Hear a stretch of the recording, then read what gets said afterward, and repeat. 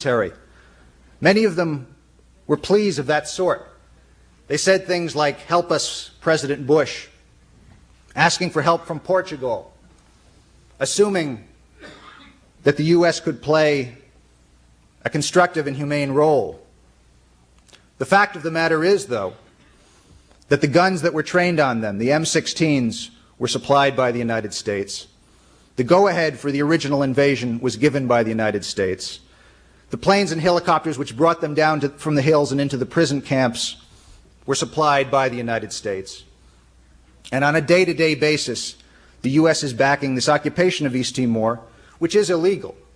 It's a rather simple matter. The UN Security Council has passed 2 resolutions calling on Indonesia to withdraw without delay.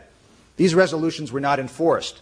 In his memoirs, Daniel Patrick Moynihan writes, he was the U.S. ambassador to the UN at the time, that he received orders from the State Department to see to it that the UN prove utterly ineffective in any measures it might undertake to enforce these resolutions. He said he carried this task out with no inconsiderable success. After the November 12 massacre, General Tri Sutrisno, the highest-ranking officer in the Indonesian military, the overall commander of the Indonesian military, gave a speech to a gathering of military graduates, a formal set-piece speech. He said, referring to those who had gathered outside the cemetery in Dili, he said, "These are despicable people, quote, people who must be crushed." He said, quote, "Delinquents like these agitators have to be shot, and we will shoot them." He added, "Come what may, let no one think they can ignore the Indonesian armed forces. In the end, they will have to be shot down."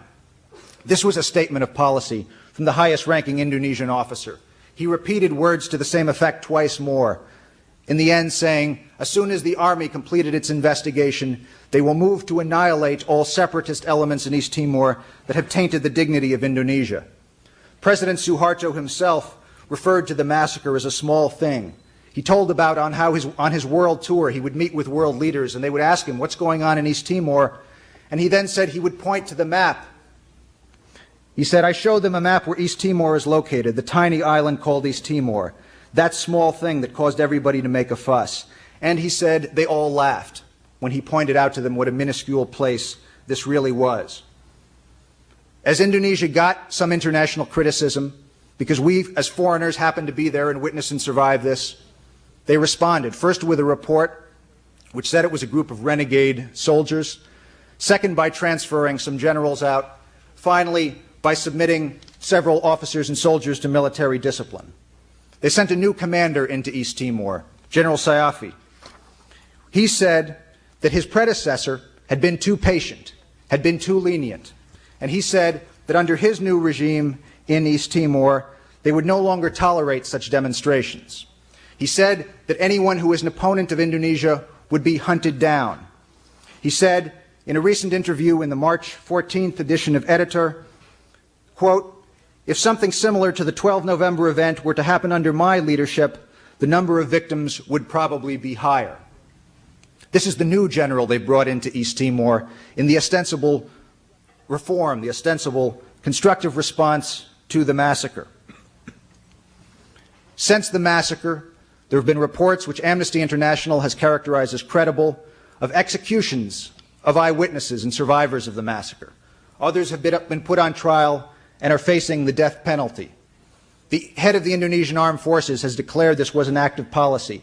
The new commander says they'll crack down and they'll kill even more next time. And the U.S. has responded by saying it wants to increase the military training aid.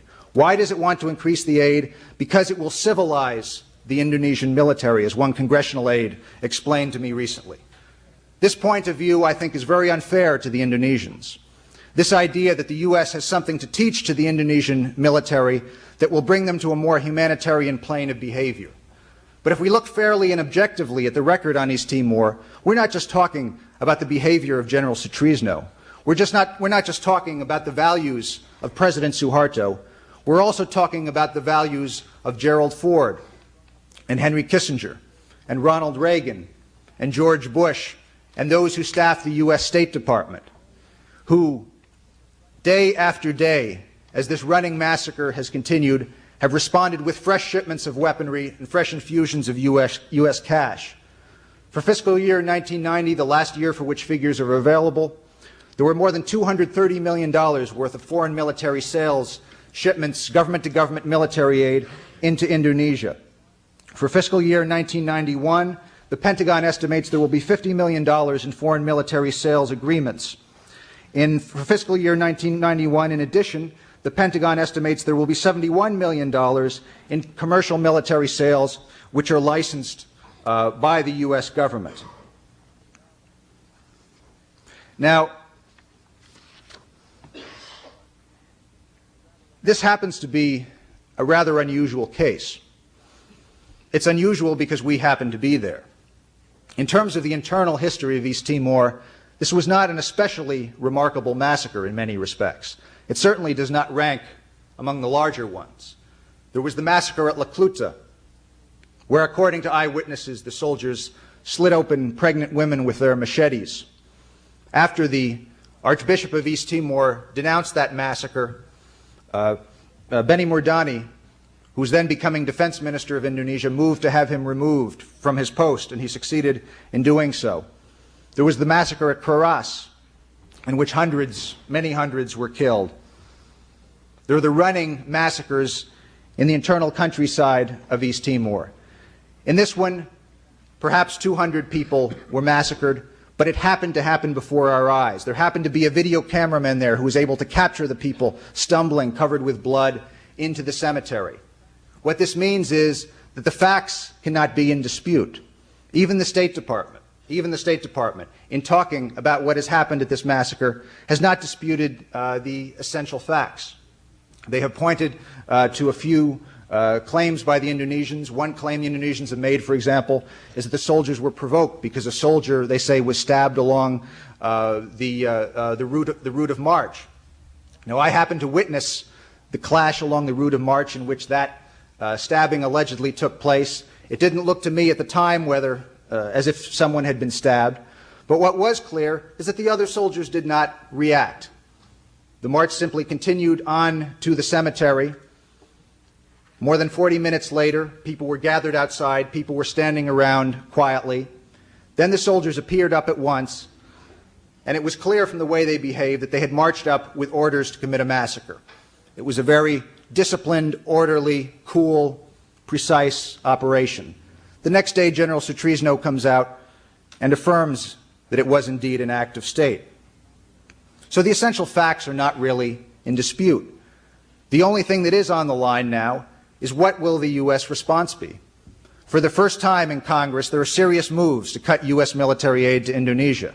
52 senators have signed a letter to President Bush calling on him to support self-determination for East Timor in the United Nations. A bipartisan group in the House, including Tony Hall, Democrat of Ohio, Frank Wolf, Republican of Virginia, Ron Makeley, Republican of Rhode Island, Tom Downey, Democrat of New York, Barney Frank, Democrat of Massachusetts, John Porter, Republican of Ohio, and various others will be moving to cut the U.S. military aid. The simple question now facing these legislators and now facing members of the American public is whether the U.S. wants to continue being an active participant, a criminal participant, in the ongoing mass murder of the East Timorese. This is not a subtle matter. This is not a difficult, agonizing matter. It is not a matter of ambiguity.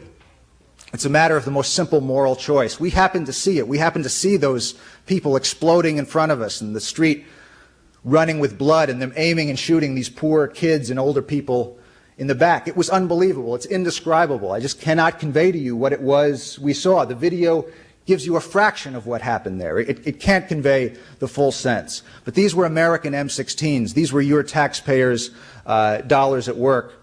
And now there's a choice in the Congress and a choice before the public.